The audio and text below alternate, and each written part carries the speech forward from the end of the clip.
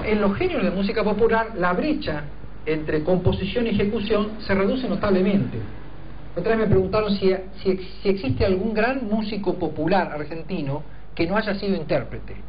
Y tuve que pensar un ratito, y después dije, sí, Cuchi Leguizamón. Gustavo Cuchi Leguizamón tocaba el piano, lo tocaba muy bien, pero no grabó como pianista, salvo un par de discos que se grabaron casi contra su voluntad. Estaba el dúo salteño, que era un poco el instrumento de él, y sus zambas principalmente, también otras piezas, pero sobre todo las zambas, que están entre las zambas más bellas que se han compuesto jamás, forman parte de los principales intérpretes de música popular. Pero esto es bastante extraño, esto es bastante inusual. La mayoría de los músicos populares, algunos de los cuales tuve el gusto de conocer o de analizar sus obras, han sido buenos intérpretes generalmente de la música que compusieron, o han sido intérpretes muy libres de lo que otros escribieron, ¿no? Bien, pensemos en el Chango Farias Gómez, ¿no es cierto?, cuya obra compositiva es muy pequeña, pero sus arreglos y su modo de interpretar, lleno de swing, lleno de gracia, le permitía apropiarse, en el mejor sentido de la palabra, de las cosas que cantaba y de algún modo participar de la creación, participar de la composición de lo que tocaba y de lo que cantaba. A medida que avanzaba con la escritura del libro, me preguntaba cuáles son los hilos que le dan continuidad a esta historia. Y encontré que la pregunta por lo argentino musical, la misma que yo me hacía al principio del trabajo, fue emergiendo como constante a lo largo de esta historia. Si bien los músicos no son en general demasiado locuaces a la hora de hablar sobre su arte, es común entrevistar a un músico y uno se queda un poco frustrado porque las respuestas son cortas o porque son un poco tontas, bobas a veces las respuestas, y uno está delante de un musicazo impresionante, el tipo dice, sí, agarré la guitarra y fue saliendo, ¿no? A veces ni siquiera con términos técnicos, ¿no? Que él los conoce perfectamente, pero hay como un problema de comunicación, quizás por la sencilla razón de que ellos se expresan, se comunican directamente a través del lenguaje artístico, ¿no?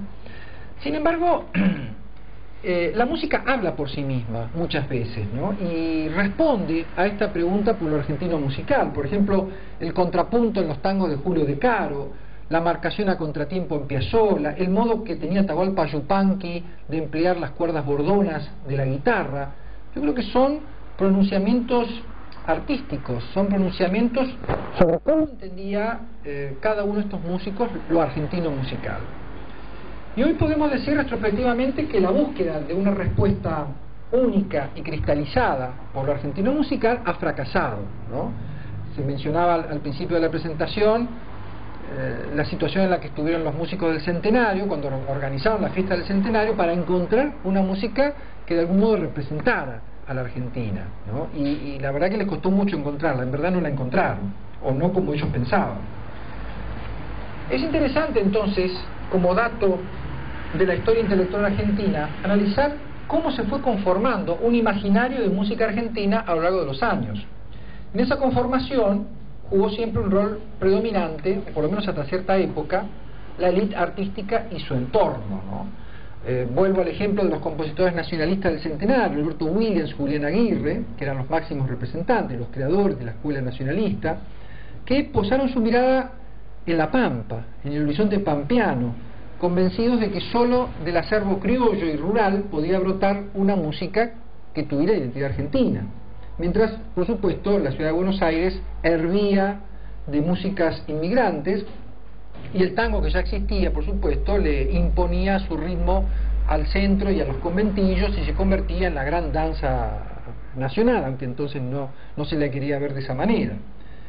Pero como bien señaló el crítico Leopoldo Hurtado, en toda música académica de orientación nacionalista siempre estuvo latente una paradoja, y es la siguiente: es la de que al fin y al cabo esa música quería dejar de ser nacionalista, o quería dejar de ser nacional, es decir, necesitaba la aprobación de la tradición europea.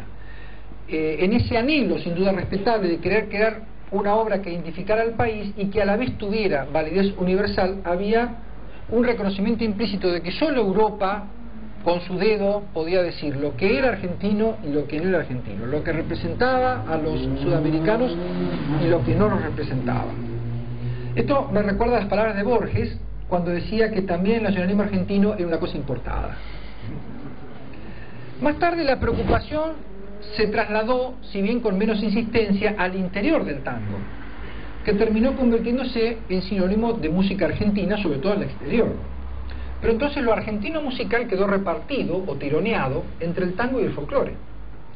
Estos géneros fueron partes centrales de la expresión nacional y popular entre los años 30 y 50, y especialmente bajo la influencia política del peronismo.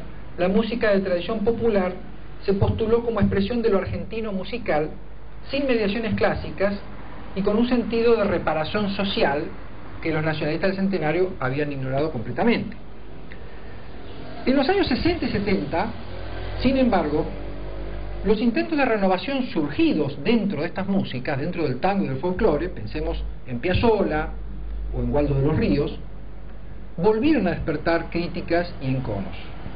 La exigencia de pureza tanguera o pureza folclórica encubría un examen de argentinidad.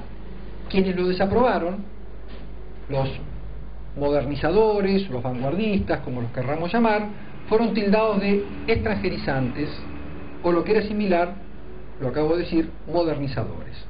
Padecieron esta supuesta acusación muchos músicos que no disociaban la renovación estética de un compromiso político ideológico, y estoy refiriéndome concretamente al llamado nuevo cancionero de Tejada Gómez, Mercedes Sosa, Carlos Matus y un poco más tarde James Lima Quintana. Todos ellos tenían una idea muy clara sobre los problemas de América Latina, de la Argentina y de la región, tenían un discurso claramente antiimperialista y sin embargo, más de una oportunidad, fueron acusados por los tradicionalistas de ser extranjerizantes, ¿no? Una tremenda ironía, si se quiere. A esta altura de la historia musical, estamos en los 60, principios de los 70, la música académica ya había relajado su demanda de nacionalismo y su principal preocupación era que se la escuchara al menos de vez en cuando. Había entonces triunfado en el terreno clásico el vanguardismo universalista de Juan Carlos Paz. Juan Carlos Paz fue un compositor argentino, gran adversario de Alberto Ginastera, que decía que la música era universal y que los compositores tenían que dejarse de meter ponchos y gauchos en las sinfonías y en la música, y que había que componer de acuerdo al dodecafonismo y de acuerdo a las técnicas más modernas que llegaban de Europa, que no tenía ningún sentido buscar un color local en la creación musical, en la música artística. Bueno, no necesariamente triunfó el universalismo a partir de la década del 70. Sucedió que una idea más inclusiva de lo argentino musical fue relevando el viejo sueño de estas sinfonías con ritmos gauchos. El Ginastera más disonante, al frente en los años 60 del área de música del Instituto de Itela, es un buen ejemplo de un estilo argentino ampliado y a la vez modernizado. Pero ese halo integrador, es decir, nacionalismo y universalismo en una tensa convivencia, iba a cerrar filas frente a la llamada música joven, posterior a los años 60. Y en ese enfrentamiento, clásicos, es decir, músicos académicos y populares tradicionalistas, estuvieron más o menos del mismo lado. Para los músicos académicos, el rock era música ignorante. Para los tangueros y folcloristas, se trataba de música foránea, impuesta desde afuera para atontar a los de adentro. En realidad ya no pesaba tanto la división entre culto y popular, como el abismo que separaba a los jóvenes de los mayores. Curiosamente, las objeciones al rock que se hicieron en la Argentina recordaban un poco las críticas del viejo nacionalismo contra el tango, ese lagarto de lupanar, según la viscosa metáfora de Leopoldo Lugones. Pero llegó la dictadura de 1976, la más terrible, la más sangrienta, y llegó la guerra de Malvinas, un absurdo de efectos imprevisibles, por lo menos en el plano cultural. Entonces al rock se le reconoció un cierto papel en el aguante de los tiempos difíciles. El tonto de la familia resultó ser el hijo pródigo de la recuperada democracia. En los últimos 30 años, no casualmente de continuidad democrática, el rock nacional se convirtió en un género completamente legitimado, masivamente aceptado. El tango vive hoy una especie de renacimiento. El folclore se ha despojado de sus rezongos telúricos y es quizá el género más interesante y expandido de la actualidad. Por supuesto, la cumbia marca el ritmo de los sectores populares con una gran fidelidad, lo mismo que hace con un alcance territorial más acotado el cuarteto cordobés. En fin, ya no tiene mucho sentido discutir por dónde pasa lo argentino musical. Está por todas partes, y bien con intensidades diferentes. Oímos decir, soy tanguero, soy rockero. Pronunciamientos vertidos a veces con pasión militante, con una pasión digna de mejor causa, ¿no? Y quizás estas expresiones, estos pronunciamientos de fidelidad por una música en particular, son difíciles de imaginar en otras formas culturales, en otros géneros artísticos. Uno no imagina a una persona diciendo, soy un consumidor de comedias de Hollywood, soy un defensor del cine argentino, soy un fanático de los thrillers, soy un fanático... No, en cambio en la música sí. La música tiene esta cualidad pasional, hace que nos enfervoricemos, a veces más aún que en la discusión política, ¿no? Porque uno finalmente está dispuesto a discutir políticamente, son opiniones, y uno eventualmente, yo lo sé porque tengo un hijo trotskista, así que siempre pierdo las discusiones, pero uno también está acostumbrado a las discusiones políticas, a perder. Pero no hay cosa que nos duela más que nos impugnen el gusto musical. Es como si nos tocaran en lo más íntimo, ¿no? Si nos dijeran, los redondos no sirven, ¿no? Gardel no estaba a la altura de Corsini, ¿no? Esas pavadas que decía Sebrelli. Esas cosas realmente nos producen dolor porque nos aferramos con gran pasión a la música, y nuestra identidad ya no está tanto en lo argentino, sino en determinados géneros. Por eso la idea de lo argentino musical es mucho más amplia y en algún sentido mucho más democrática hoy que en el pasado. Para ir finalizando, está claro que en tiempos de globalización las cosas se ven y se escuchan de un modo diferente. Las inocentes sinfonías de malambos y milongas, por ejemplo, y se los recomiendo con todo entusiasmo, Gaucho con botas nuevas de Gilardo Gilardi, búsquenlo por YouTube porque no está editado en disco desde hace muchos años, Gaucho con botas nuevas de Gilardo Gilardi, o el ballet Estancia de Ginastera, mucho más conocido, nos conmueven por la pasión de sus búsquedas entre Latinoamérica y Europa, por ese desgarro que tenían sus obras por ser nacionales y a la vez ser aprobados según los cánones de la música europea. El patetismo del tango canción, porque recordamos los grandes tangos, pero había tangos patéticos, que nos fastidiaban tanto cuando éramos jóvenes exclusivamente rockeros, hoy pertenecen de un modo inalienable a los recuerdos familiares de todos los argentinos, cualquiera sea su edad. Los estilos más provincianos del folclore de los 50 y 60, los chalchaleros, por ejemplo, tienen el sabor de un localismo que ha resistido a la homogeneización idiomática de la era norteamericana, y eso también nos conmueve. Finalmente, la ruptura generacional que protagonizó el rock alcanzó el estatus de hazaña juvenil, de meros replicantes de la cultura pop anglosajona, pasaron a ser forjadores de mitos tan argentinos como en el tango el bandoneón, de origen alemán, la guitarra, de origen árabe-español, una tradición de los que no tenían tradición. Eso es lo que han logrado construir los músicos de rock, o la cultura rock. Para ubicar géneros, movimientos, músicos argentinos, descollantes, en una línea de tiempo. Y por lo tanto, ya que hablamos de línea de tiempo, la periodización, dónde hacer los cortes, cómo delimitar los capítulos, fue todo un problema.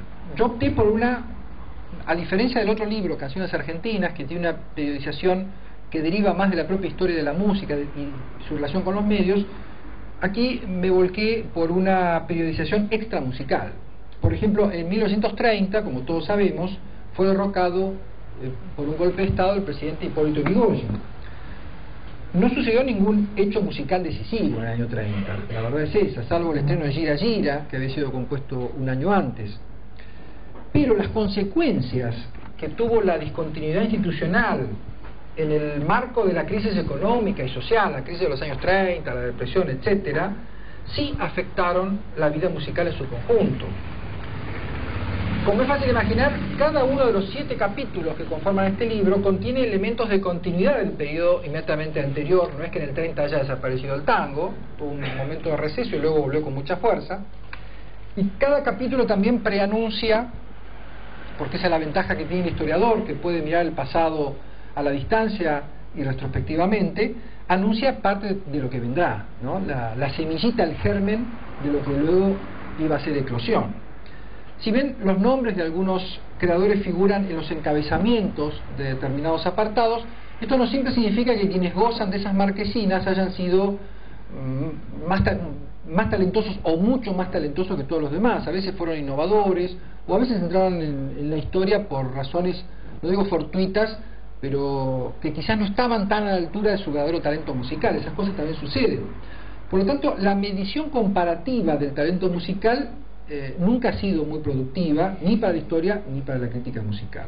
Traté más bien de fijar relaciones de valor en función de la trascendencia o el grado de influencia que ciertos músicos tuvieron más allá del tiempo que les tocó vivir. En ese sentido, me parece que la única verdadera guía de nombres propios de este libro la brinda su índice onomástico, donde están todos los que están en el libro, obviamente. Bueno, muchas gracias por la atención, han sido muy amables, ¿eh?